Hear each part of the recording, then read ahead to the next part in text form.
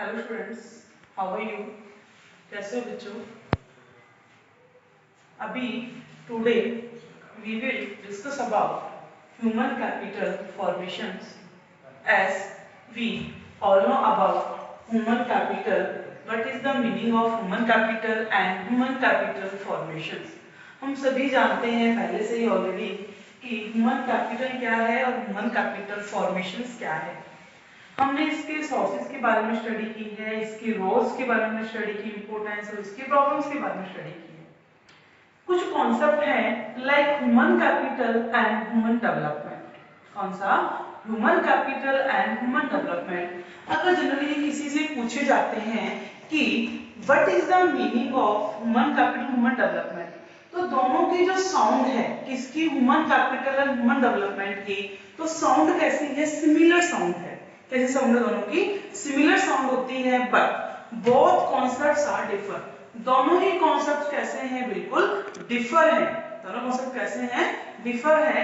हम इसकी study education system in India, इसको करने से पहले मैं कुछ बेसिक कॉन्सेप्ट है वो और क्लियर कर देना चाहती हूँ कि जैसे मैंने अभी बताया कि human capital and human development are differ concept. दोनों ही कैसे कॉन्सेप्ट हो गए? डिफर. अब दोनों डिफर कैसे हैं? ह्यूमन कैपिटल का मीनिंग सभी जानते हैं. ह्यूमन कैपिटल में stock of skills, knowledge, experience. ये कहें कि human capital includes education, health.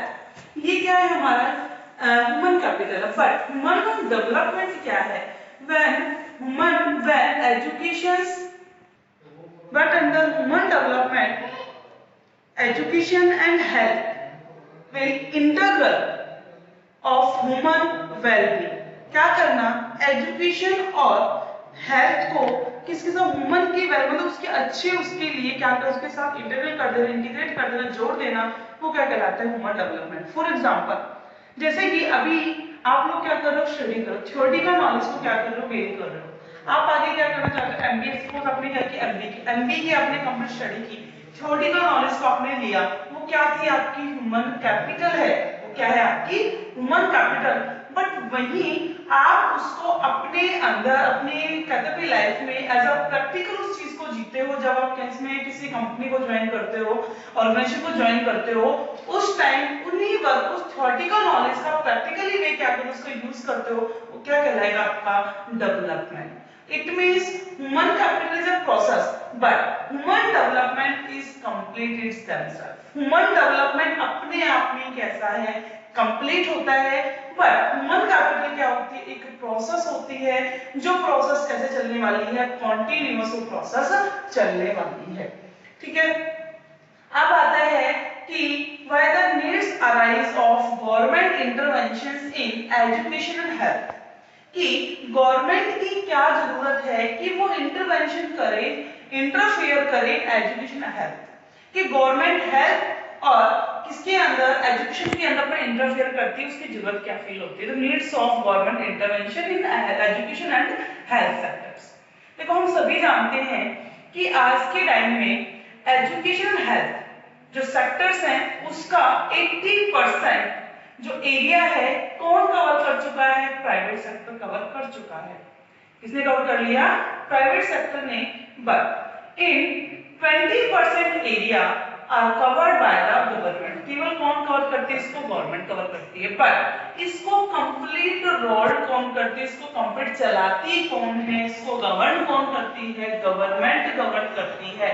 उसकी जरूरत क्यों है? Because Indian economy is a developing economy. Indian economy कैसी है? डेवलपिंग इकोनॉमी है. Here large percentage of population are poor. जो लार्ज परसेंटेज है उसका पॉपुलेशन का, वो कैसा पुअर है? It means large proportions of the population can not afford proper education and health services which is provided by the private sector. जो private sectors के द्वारा जो भी क्या दी जा रही हैं, सर्विसेज दी जा रही हैं, हमारी पॉपुलेशन का लार्ज प्रोपोर्शन एरिया उसको अफोर्ड नहीं कर सकता. So government intervene this sectors. इसीलिए जरूरत किस चीज की, गवर्नमेंट इनमें क्या इसमें क्या करे, इंटरफेयर करे, आए, और जिससे लोगों को क्या मिल सके, बेनिफिट्स मिल सके। इस एजुकेशन सेक्टर्स को इंप्रूव करने का, बढ़ाने का जो क्या है, जो मेन कहते हैं ना, इसको बढ़ाने में, इंप्रूव करने में सबसे बड़ा रोल कौन प्ले कर सकती है, केवल गवर्नमेंट। क्योंकि एजुकेशन सिस्टम को सुधारने के लिए, हेल्थ सिस्टम को सुधारने के लिए large amounts of investments are required. बहुत सारा इन्वेस्टमेंट क्या है, हमें जरूरत है, और large amount of investments can be afford by the government, not a private sectors. इसको अफोर्ड केवल कौन कर सकती है, गवर्नमेंट कर सकती है, प्राइवेट सेक्टर नहीं कर सकता। अब कहोगे मैडम आपने अभी बोला कि 80% तो प्राइवेट सेक्टर ने कवर किया हुआ है, बट यहाँ प्राइवेट सेक्टर का केवल क्या है, खुद का ओन बेनिफिट है। प्राइवेट सेक्टर का क्या होता है, केवल ओन बेनिफिट होता है। ओन बेनिफिट से वो क्या करता है, इन्वेस्टमेंट करता है। कोई भी प्राइवेट एंटरप्रेन्योर है या प्राइवेट सेक्टर्स है, वो कहीं भी इन्वेस्टमेंट किस पर्पज से करता है, हाई रेट ऑफ रिटर्न, कि मुझे इसका बहुत ज्यादा क्या मिल जाए, रिटर्न मिल जाए। लेकिन गवर्नमेंट का जो मेन रोल क्या होता है, वो क्या चाहती है, उसका मेन ऑब्जेक्टिव ही क्या होता है, तो सोशल वेलफेयर, कि सोशल वेलफेयर होना चाहिए, लोगों का वेलफेयर हो, इसलिए वो प्रॉफिट कमाना उसका मेन पर्पस नहीं होता। इसीलिए प्राइवेट सेक्टर्स के द्वारा जो भी सर्विसेज हमें प्रोवाइड करवाई जाती है, चाहे वो एजुकेशन सेक्टर में हो, चाहे वो हेल्थ सेक्टर्स में हो, सारी कैसी होती है, कॉस्टली। कैसी होती है, कॉस्टली। हम देखते हैं जो बड़े बड़े स्कूल्स हैं, बहुत बड़े बड़े कॉलेजेस हैं, बड़े हॉस्पिटल्स हैं, वहां पर क्या होती है, वहां की जो फीस है, जो सर्विसेज हमें दी जाए, वो कैसी होती है, वेरी कॉस्टली, बहुत ज्यादा कॉस्टली होती है। वहीं जो गवर्नमेंट स्कूल्स हैं, गवर्नमेंट हॉस्पिटल्स हैं, वहां जो हमें सर्विसेज मिल रही है, वो सर्विस कैसी होती है, लेस कॉस्टली, या फिर हम ये कहें हमें फ्री ऑफ कॉस्ट मिल जाती है। इसीलिए एजुकेशन और हेल्थ सेक्टर्स को इंप्रूव करने के लिए गवर्नमेंट सेक्टर्स का इंटरफेयर करना बहुत ज्यादा जरूरी है। ठीक है, अब हम पढ़ते हैं next, education system in India. जो इंडिया है, इंडिया के अंदर एजुकेशन सिस्टम है वो कैसा है, तो education system, education is the important source of human capital formation. जो ये एजुकेशन है, ये एजुकेशन इंपोर्टेंट सोर्स है किसका, ह्यूमन कैपिटल फॉर्मेशंस का। ह्यूमन कैपिटल फॉर्म भी कहां से होती है, सबसे पहले एजुकेशन से होती है। तो हमें इस एजुकेशन सिस्टम के ऊपर बहुत ज्यादा फोकस करने की जरूरत है कि इंडिया के अंदर जो एजुकेशन सिस्टम है वो सिस्टम कैसा है। तो फर्स्टली इसका मीनिंग देखते हैं क्या है। एजुकेशन क्या है, education refers to the process, education refers to the process, वो प्रोसेस है टीचिंग, इसकी टीचिंग की, एंड लर्निंग, एंड क्या होगा, ट्रेनिंग, क्या रहेगा इसमें, एंड ट्रेनिंग। टीचिंग उसको पढ़ाने की, लर्निंग सिखाने की, ट्रेनिंग उसको क्या ट्रेंड करने की, स्पेशली इन स्कूल, जो कहां प्रोवाइड करवाई जा रही है, स्पेशली इन स्कूल।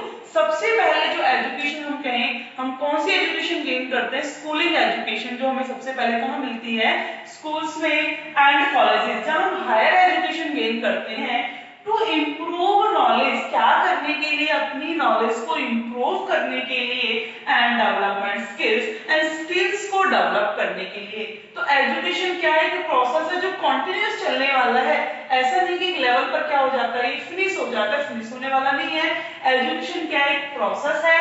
किस चीज की प्रोसेस होती है, टीचिंग की, एंड लर्निंग की, एंड ट्रेनिंग की। स्पेशली जहां पर होती है, इन स्कूल्स होगी, इन कॉलेजेस होगी, टू इम्प्रूव नॉलेज, नॉलेज को इम्प्रूव करने की, एंड डेवलपमेंट स्किल्स, जिससे स्किल्स भी क्या हो, डेवलपमेंट हो।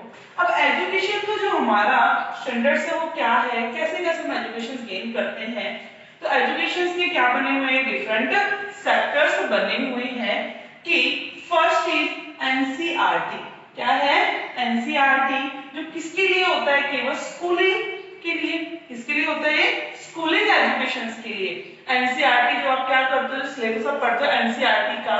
जो एनसीईआरटी डेवलप हुई है मेनली किस लिए हुई है, स्कूलिंग एजुकेशन को डेवलप करने के लिए एनसीईआरटी को डेवलप किया गया है।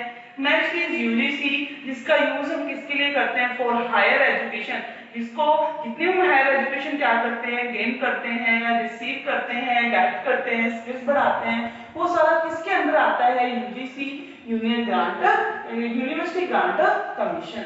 कि union grant commission AICTE, AICTE क्या है?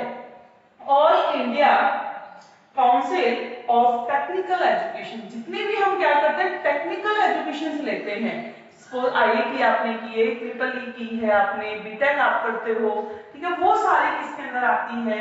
AICTE। उसको होल्ड कौन कर, उसको हेल्प कौन करती है? AICTE करता है। अब हम सबसे पहले पढ़ते हैं कि एजुकेशन सिस्टम है हमारे इंडिया के अंदर कैसा है। सबसे पहले एजुकेशन सिस्टम के अंदर कौन सी स्टेज आती है? Elementary education. कौन सी आती है? Elementary education. इससे पहले एक एजुकेशन और होती थी जिसे हम बोलते थे प्राइमरी एजुकेशन, जो 1st to 5th होती थी। जैसे कौन सी होती थी? 1st to 5th। लेकिन इसको बाद में क्या किया गया? मर्ज कर दिया गया कि इसको प्राइमरी की बजाय इसको नेम क्या दे दिया? Elementary education. क्या नेम दे दिया? एलिमेंट्री एजुकेशन, जो जरूरी है सभी के लिए। एलिमेंट्री एजुकेशन के अंदर क्लास कौन सी होती है? 1st to 8th class. मतलब कि 1st to 8th क्लास के स्टूडेंट्स कौन सी एजुकेशन के अंदर आते हैं? एलिमेंट्री एजुकेशन के अंदर। एज कितनी होती है? 6 to 14 ईयर। कितनी होती है? 6 to 4 ईयर। और एलिमेंट्री एजुकेशन जो गवर्नमेंट के द्वारा कैसे चलाई जा रही है? Free of cost. गवर्नमेंट कहती है कि ये राइट सबका है, एलिमेंट्री एजुकेशन को लेने का राइट सबका है। जितने भी चिल्ड्रंस हैं हमारी इंडिया के अंदर सभी को एलिमेंट्री एजुकेशन मिलनी चाहिए। और सभी का जो एनरोलमेंट नंबर है वो क्या होना चाहिए? एनरोलमेंट नंबर होना चाहिए। सभी स्कूलिंग एलिमेंट्री स्कूलिंग एजुकेशन को रिसीव करनी चाहिए। उनकी एज कितनी हो? 6 to 14 ईयर हो।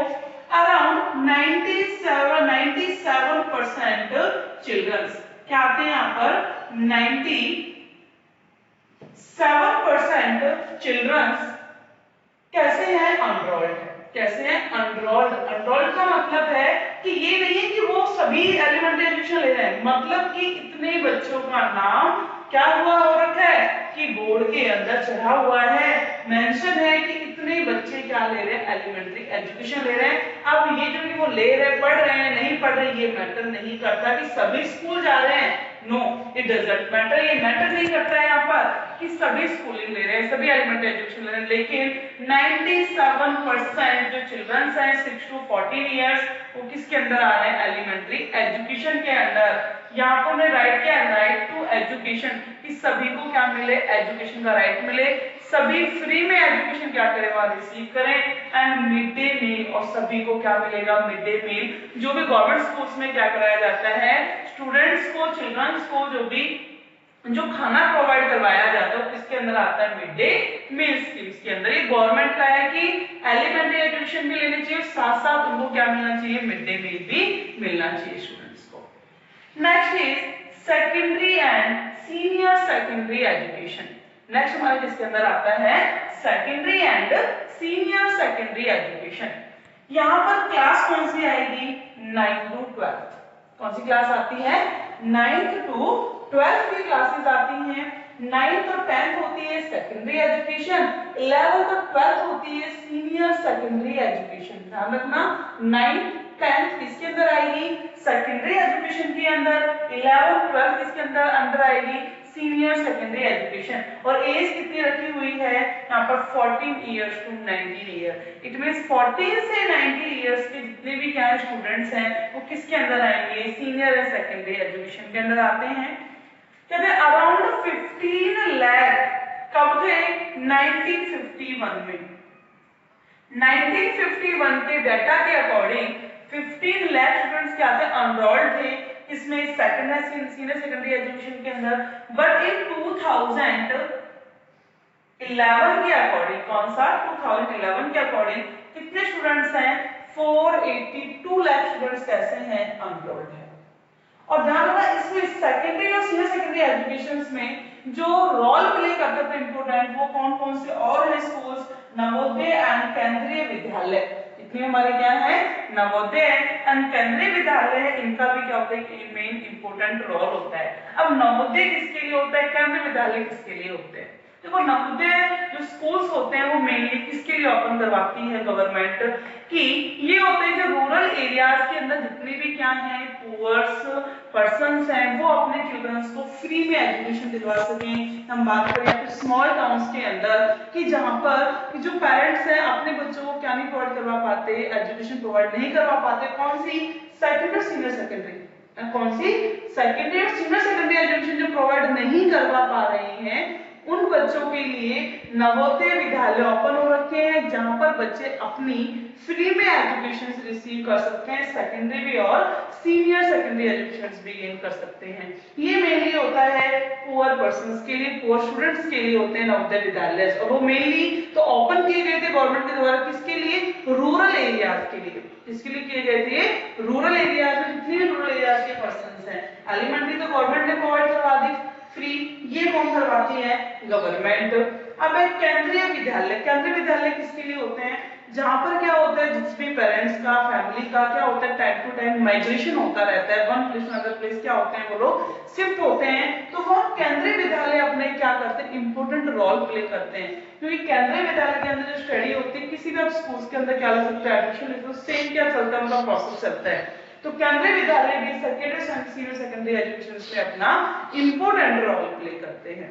तो ये दोनों किसके अंदर आएंगे, एनसीईआरटी के अंदर। किसके अंदर आएंगे, एनसीईआरटी के अंदर।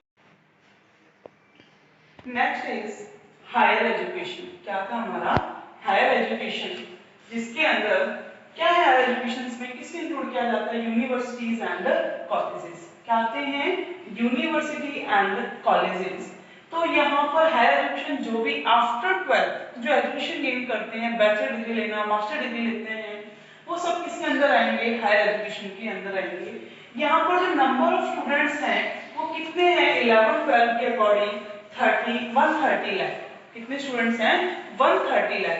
देखो जो सीनियर सेकेंडरी में मैंने बताया था कितने थे, 430 लाख। 430 से कितने आ गए यहाँ पर 130। कितने students, it means it's permit so that less students teaching on higher education, मतलब कम से कम स्टूडेंट्स कहाँ पहुंच पाते हैं, हायर एजुकेशन तक पहुंच पाते हैं। क्यों, क्योंकि हायर एजुकेशन कैसी होती है, कॉस्टली एजुकेशन होती है, या फिर हम ये कहें कि बच्चे स्कूलिंग करने के बाद हायर एजुकेशन को प्रेफरेंस नहीं देते। बहुत सारे ऐसे चिल्ड्रंस है, स्टूडेंट्स हैं, पर्संस हैं जो हायर एजुकेशन को गेट नहीं करते। इसलिए यहाँ पर जो एनरोल्ड रेशियो है इनकी, या फिर हमकी जो रेशियो आ रही है वो कितनी होती है, बहुत ही कम रेशियो होती है। एक्सपेंडिचर्स ऑन एजुकेशन जीडीपी, कि यहाँ पर जीडीपी के अंदर एजुकेशन का जो एक्सपेंडिचर्स है वो कितना 1950 में था 0.5% ओनली, जो कि 2016 में कितना हो गया 3.1% हो गया। तो यहाँ हायर एजुकेशन को बच्चे क्या नहीं कर पाते, रिसीव नहीं कर पाते, और इसी कारण से क्या हो जाता है, और कारण भी क्या है हायर एजुकेशन को ना लेने का, कारण है, रीजन है अनएम्प्लॉयमेंट। कि जिन्होंने क्या किया, स्कूलिंग को कंप्लीट करने के बाद वो छोटी छोटी जॉब्स को क्या करते हैं, प्रेफरेंस देते हैं। छोटी जॉब्स को, जो स्मॉल जॉब्स होते हैं उनको प्रेफरेंस देने के कारण वो हायर एजुकेशन से क्या हो जाते हैं, बिल्कुल अलग हो जाते हैं। तो कारण है यहाँ तक ना पहुंच पाने का कि high degree of unemployment in urban area and rural area. Urban area में अनएम्प्लॉयमेंट बहुत ज्यादा है, रूरल एरिया में अनएम्प्लॉयमेंट बहुत ज्यादा है, जिसकी वजह से हायर एजुकेशन के अंदर जो एनरोल रेशियो है वो कैसी होती है, बहुत ही कम होती है। फाइनल हम देखते हैं कि इसका कंक्लूजन्स क्या होगा। कंक्लूजन्स में कहता है India has a rich stock of scientific technical power man power in the world. जो इंडिया है, इंडिया के अंदर सबसे ज्यादा क्या है, इंडिया हमारा rich stock of scientific, India में बहुत सारी क्या है, रिच है मतलब कि stock of scientific and technical man power in the world. World में सबसे ज्यादा किसके पास है, इंडिया के पास है। We need to improve it quality, हमें जरूरत है, देखो हमारे पास बहुत स्टॉक अवेलेबल है, लेकिन अब जरूरत किस चीज की है, we need to improve its quality, जो किसकी क्या करनी है, इसको क्वालिटी है जो इसकी, उसको इम्प्रूव करना है। हमारी जो एजुकेशन है वो कैसी है, क्वालिटी बेस्ड एजुकेशन नहीं है। एजुकेशन आज भी कैसी है, हमारी डिग्री ओरिएंटेड है केवल। कारण क्या है इसका, एजुकेशन कैसी है, डिग्री ओरिएंटेड, कि हम एजुकेशन तो रिसीव कर लेते हैं, डिग्री हमें मिल जाती है, बट कोई भी जॉब अपॉर्चुनिटीज हमें नहीं मिलती। ये श्योरिटी नहीं दिलाई जाती कि आपको क्या मिल जाएगी, जॉब मिल जाएगी। जाएगी। It means our Indian education is degree oriented not job oriented. तो वो कारण क्या है कि हमारी एजुकेशन के अंदर क्या नहीं है, वो क्वालिटी नहीं है।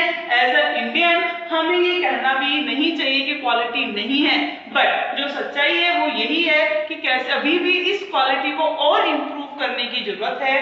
प्रोवाइड सच कंडीशन और that they are utilized in our country, या तो प्रोवाइड सच कंडीशंस, इसको क्या करना है, इस कंडीशन को प्रोवाइड कराना है, और दैट दे आर यूटिलाइज्ड, इसको हमारी कंट्री में क्या हो सके, यूटिलाइज्ड हो सके। देखो यहाँ क्वालिटी की बात हो रही है, एजुकेशन में क्या नहीं क्वालिटी। अभी भी हमारा जो एजुकेशन सिस्टम है, या हम कहें कि एजुकेशन में जो पढ़ाने का तरीका है, वो अभी भी 100 साल पुराना है कि डेफिनेशंस को याद करना है, रटना है, ऐसी चीज लिख देना और मार्क्स आ जाते हैं, हम पास हो जाते हैं। आज भी यही सिस्टम हमारे यहाँ क्या हो रहा है, यूज हो रहा है। बट इन डेवलप्ड कंट्री की हम बात करें, यूएसए यूके की बात करें, तो वहां इस एजुकेशन को किसकी तरह, इस पुराने हमने जो पुरानी क्या टेक्निक्स को यूज करा उसकी तरह यूज नहीं किया जाता। वो लोग इस एजुकेशन को एज अ प्रैक्टिकली जीते हैं, एज अ प्रैक्टिकली वो डेफिनेशन वहां लर्न नहीं की जाती, वहां डेफिनेशंस को प्रैक्टिकली देखा जाता है कि प्रैक्टिकल में ये कैसा होगा। जैसे कि फॉर एग्जांपल इन अकाउंटेंसी में बात करते हैं कैश बुक की, किसकी बात करें, कैश बुक की, कि हम क्या करते हैं, कैश बुक में हमें पता है डेबिट साइड होती है, क्रेडिट साइड होता है, डेबिट में all payments and credit side all receives, ये हमने क्या कर दिया, लिख दिया, और उसके अकॉर्डिंग हमने क्या बना दिया, अकाउंट्स प्रिपेयर करते हैं। लेकिन बुक का अकाउंट बनाना और उसको किसी सॉफ्टवेयर पे बनाना, दोनों में क्या है, बहुत बड़ा डिफरेंस है। जिस एक बच्चा है उसको कंप्लीट क्या आता है, अकाउंट्स के सम आते हैं, बट इन प्रैक्टिकली उससे बोला जाए किसी कंप्यूटर पे या सॉफ्टवेयर से आपको क्या उसको प्रैक्टिकली करना है, तो वो नहीं कर पाएगा। जबकि इस बुक की हमें जरूरत नहीं है, जो हम क्या कर रहे हैं अभी, जो भी बुक्स की रेफरेंस पढ़ रहे हैं, ये आगे यूज होने वाली नहीं है। आगे यूज क्या होगा, इन प्रैक्टिकली हम उसको कैसे वे करें, ये हमारा यूज होने वाला है। तो ये कंक्लूजन ये निकलता है कि हमें अभी भी अपनी इंडिया के अंदर एजुकेशन सिस्टम की क्वालिटी को इंप्रूव करने की जरूरत है। कुछ हमारे अदर इंपोर्टेंट टॉपिक्स हैं कि फ्यूचर क्या है, future prospect in education sector. जो एजुकेशन सेक्टर है उसके अंदर जो फ्यूचर प्रोस्पेक्ट है वो कैसा है। हम अभी मानते हैं एजुकेशन फॉर ऑल, क्या है, एजुकेशन फॉर ऑल, सभी को एजुकेशन मिले। सभी को एजुकेशन मतलब कि स्टिल अ डिस्टेंस ड्रीम, मतलब जो पहले हम 1950 की बात करें, टाइम ऑफ इंडिपेंडेंस की बात करें, तो हमारे यहाँ जो इलिटरेसी रेट, कैसा इलिटरेसी, अनपढ़ता बहुत ज्यादा थी। बट आज क्या है, जो अडल्ट है, यूथ है, उसके बीच में जो ये रेशियो है वो बहुत ज्यादा क्या हो चुकी है, कम हो चुकी है, नैरो हो गया डिस्टेंस। मतलब मोस्टली लोग कैसे हैं, लिटरेट है, मोस्टली पॉपुलेशन कैसी है, literate. Literate means those persons who can read and right, मतलब इतना तो सभी को आता है कि वो रीड और राइट कर सके। बट साथ साथ अभी भी इलिटरेसी की जो कंडीशंस है वो भी एज इट इज बनी हुई है इन पुअर सेक्शंस। किसमें मेनली ये, in poor sections. Second is है हमारी जेंडर इक्विटी। क्या लेकर आना है हमें कि जेंडर इक्विटी की भेदभाव ना रहे, किसके बीच में, मेल और फीमेल में कोई भेदभाव ना किया जाए, तो बेटर देन बिफोर। पहले से कैसा हो गया, वो बेटर हो गया है कि लोग फीमेल्स को भी क्या देने लग गए, इंपोर्टेंस देने लगे, उसकी एजुकेशन को इंपोर्टेंस देने लग गए हैं। To improve economic independent and social status of women. क्या हुआ है, इकोनॉमिक इंडिपेंडेंट हुई है, इंप्रूव करने के लिए सोशल स्टेटस ऑफ वुमेन, और वुमेन के जो सोशल स्टेटस है उसको भी क्या किया है, इंप्रूव किया है। काफी उसकी जो कंडीशन है बेटर हो चुकी है पहले की बजाय।